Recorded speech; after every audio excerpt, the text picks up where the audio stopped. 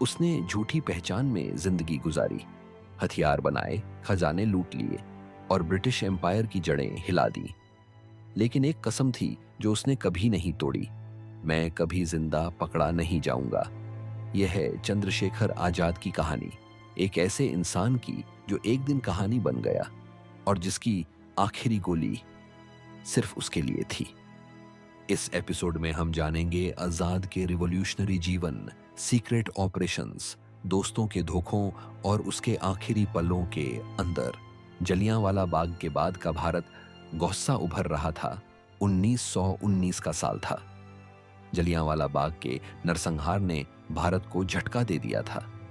Gandhi ji non cooperation के जरिए लड़ाई लड़ रहे थे, लेकिन कई युवाओं के मन में सवाल था, अन्याय के सामने शांति क्यों? इन्हीं में एक था एक लाल मिजाज लड़का, भाबरा, मध्य प्रदेश का, 1906 में पैदा हुआ चंद्रशेखर तिवारी। सिर्फ 15 साल की उम्र में गांधी के आंदोलन में शामिल हुआ। अरेस्ट हुआ। मजिस्ट्रेट ने पूछा, नाम आजाद, पिता का नाम स्वतंत्रता, पता जेल। उस दिन से चंद्रशेखर चंद्रशेखर आजाद बन गया। 1922 में चौरी चौरा के बाद गांधी ने आंदोलन वापस ले लिया और कई युवा निराश हो गए। आजाद की मुलाकात हुई रामप्रसाद बिस्मिल से और वो जुड़ गया हिंदुस्तान रिपब्लिकन एसोसिएशन से, एक ऐसा ग्रुप जो सशस्त्र संघर्ष, आर्म्ड स्ट्रगल में विश्वास रखता था। उनका गोल था पूरी आजादी, किसी भी कीमत पर। 1925 में एचआरए ने किया काकोरी ट्रेन डकैती, ब्रिटिश का खजाना लूटा गया, लेकिन क्रैकडाउन हुआ। बिस्मिल, अशफाकुल्ला खान और कई लोगों को फांसी हो गई। आजाद बच गया और उसी से जन्म हुआ एक और भी बड़ा मूवमेंट। 1928 में आजाद और भगत सिंह ने एचआरए को नया रूप दिया, हिंदुस्तान सोशलिस्ट रिपब्लिकन एसोसिएशन। अब लड़ाई सिर्फ अंग्रेजों के खिलाफ नहीं थी, बल्कि सामाजिक असमानता के खिलाफ भी थी।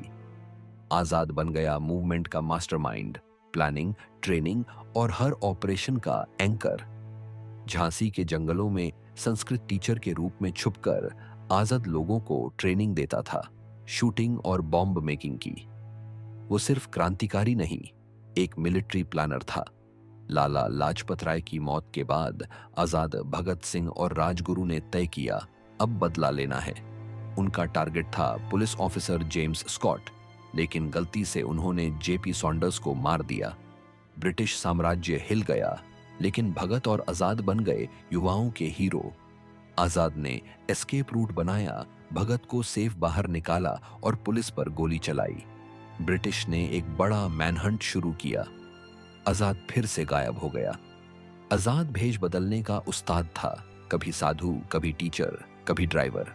हर जगह नया कोड नेम, नया सेफ हाउस। कभी एक जगह आजाद देर नहीं रुकता था, लेकिन ब्रिटिश इंटेलिजेंस का जाल तंग हो रहा था।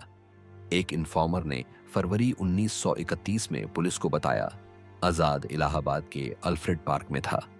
पुलिस ने पार्क को घेर लिया। आजाद चारों तरफ से घेर लिया गया। बचने का कोई रास्ता नहीं था, लेकिन सरेंडर कभी नहीं। वो अकेला लड़ा, एक पेड़ के पीछे छुपकर पुलिस पर गोलियां चलाईं। रिपोर्ट्स के मुताबिक उसने 3 अफसरों को मारा, कई को घायल किया। जब गोलियां खत्म हो गईं, सिर्फ एक आखिरी गोली बची थी। आजाद ने अपनी पिस्टल देखी, फिर आसमान की तरफ देखा और फिर वो गोली अपने लिए छोड़ी थी। 24 साल की उम्र में आजाद ने अपने नाम जैसा अंत चुना। आजाद मरा, कभी गिरफ्तार नहीं हुआ। ब्रिटिश चाहते थे उसे चुपचाप दफनाना, लेकिन लोगों को पता चल गया। अल्फ्रेड पार्क में भीड़ लग गई। आज वही जगह कहलाती है चंद्रशेखर आजाद पार्क। ना उसके पास धन था, ना टाइटल, ना आर्मी, लेकिन उसने भारत को एक अनमोल तोहफा दिया, डर के बिना लड़ने का हौसला। आजाद सिर्फ आजादी के लिए मरा नहीं, वो आजादी के लिए जिंदा रहा। अगली बार जब कोई पूछे क्रांति का बीज किसने बोया, तो याद रखना, वो लड़का जिसका एड्रेस जेल था, जिसने अपना नाम रखा आजाद और जिसे ब्रिटिश कभी जिंदा हाथ नहीं लगा पाए। आप क्या सोचते हो, आजाद की आखिरी गोली हार थी या हिम्मत? कमेंट्स में लिखो, लाइक करो, शेयर करो और सब्सक्राइब करो ऐसे ही अनसुने वीरों की कहानियों के लिए।